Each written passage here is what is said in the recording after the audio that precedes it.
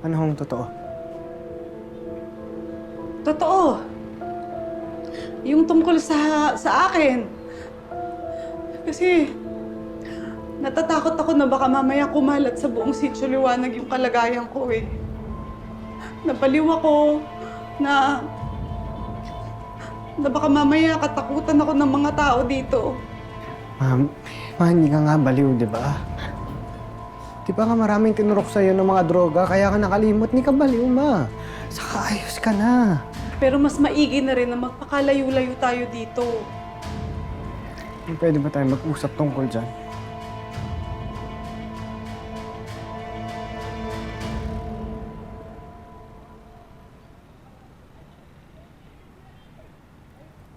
Naalala mo ba yung panahon na sinabi mo sa akin kung gaano ka-importante sa itong Sitio Liwanag? Kung nakita mo lang dati to na, magugulat ka. Maganda, malinis, masagana. Dito ka nga pinanganak eh. Dito mismo sa Riles. Kaya wag na wag mong sasabihin na walang magandang nangyari sa lugar na ito. Nung una, aminin ko, hindi ko naiintindihan eh. Hindi ko naiintindihan kung bakit mahal na mahal mo itong lugar na to. Ang gulo-gulo, ang init.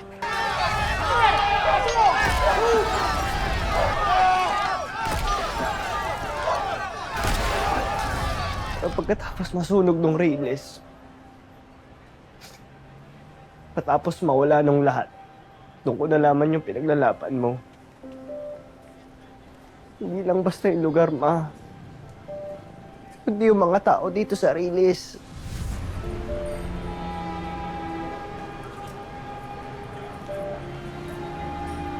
Yung mga lumaki dito. Kayo, si Ima. Tapi, para sa amin to, ma. Dati iniisip ko, pag umalis tayo dito, gaganda yung buhay natin. Pero ngayon alam ko na, ma, tayo mga taga-Riles, may karapatan tayo.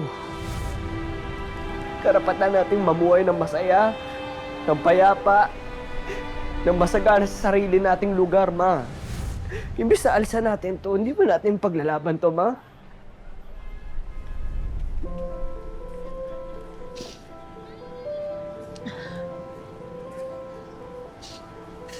Kailan ka pa nagkaroon ng pusong Riles?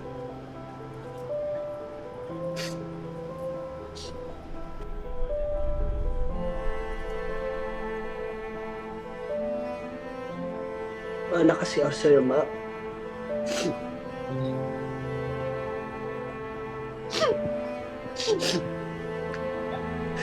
Pasensya na kung kailangan pa natin maghiwalay. Para lang matutunan ko yung mga aral na tinuturo mo sa akin dati.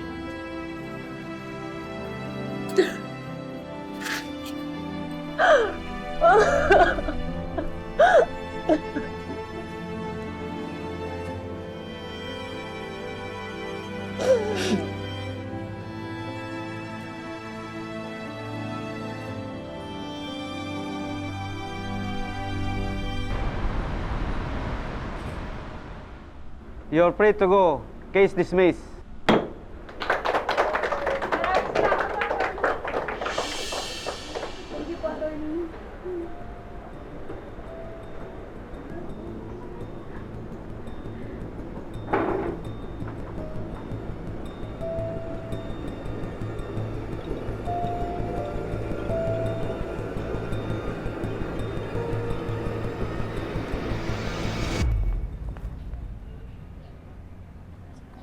Ano pong meron doon?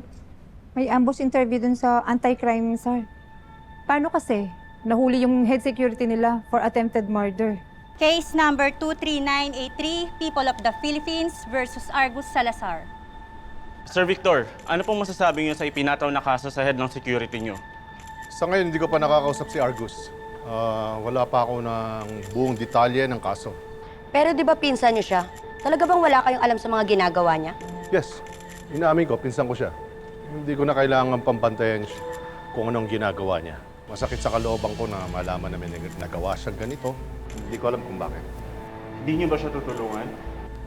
Bilang anti-crime czar, siguro ang kailangan kong tulungan yung mga biktima.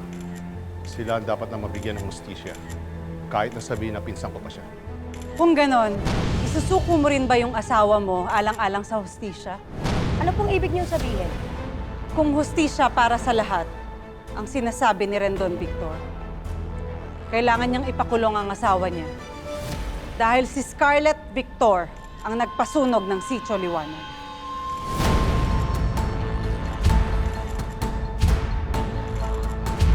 Ma'am, anong pangalan niyo? At ano yung sunog na tinutukoy niyo? Ako si Maria Asuncion. At nakatira kami sa Sitio Liwanag na ipinasunog ni Scarlett. That's a blatant lie. Dinidinay niyo po ang sinasabi niya? Yes, of course. At kayong mga reporter, hindi dapat kayo nagpapaniwala agad sa mga paratang ng kung sino-sino lang dyan. Kini-question namin ang mga paratang niya. Yun ang trabaho namin. Yung sunog sa Sitio Liwanag 3 years ago, yun ang tinutukoy mo. Di ba sarado na ang kaso na yun? Meron ang umako nun. Yes, Pero hindi nakulong yung totoong nagpautos. Anong pruweba niyo? Ako ang pruweba. Rinig na rinig ko yung mga tauhan ni Scarlett na nagre-report sa kanya. Pero hinabol nila ako. Gusto nila akong patahimikin pero hindi sila nagtagumpay. Bakit ngayon lang ho kayo nagsalita? Ma'am, paano ko kami magsasalita? Etong mga Victor na to, tinago yung nanay ko sa ospital. Tinuturokan ko siya ng kung ano-anong droga para makalimutan yung nangyari sa kanya, para mawala sa sarili. At dahil doon, naapektuhan ang isip ni Maying. Mabuti na nakatakas siya. Kung hindi, doon pa siya mamamatay sa ospital ng mga Victor.